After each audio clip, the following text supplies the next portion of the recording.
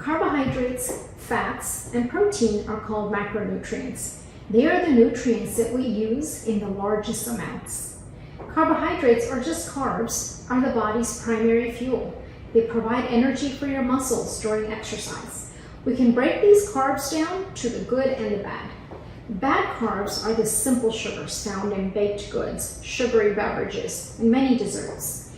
They are also found in processed snacks and refined white flour. Refined flour is processed in a way which removes all the nutrients and fiber.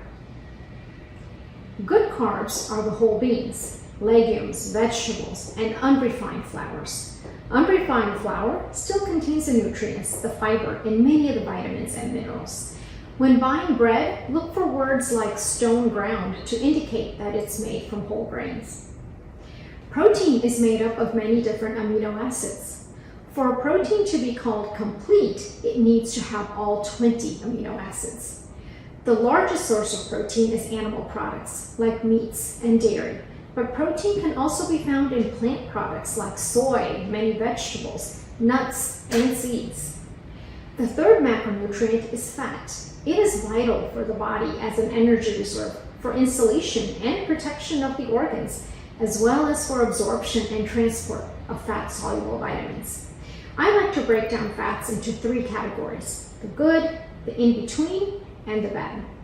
The good are the monounsaturated and the polyunsaturated fats, which lower disease risk. These foods include nuts and seeds and fish. These fats are generally liquid at room temperature. The not so good fats are your saturated fats. These can negatively impact health and are best consumed in moderation. They are mainly found in animal foods. Saturated fat is also in some plant foods like coconut oil, and they are generally solid at room temperature. Current recommendations are to have less than 10% of daily calories coming from saturated fats.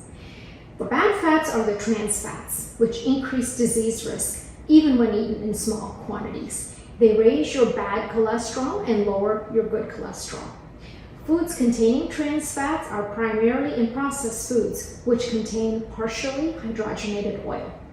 Fortunately, trans fats have been eliminated from many of the foods. If you're interested in more information or ready to get started on your weight loss journey, visit us at healthymeweightloss.com.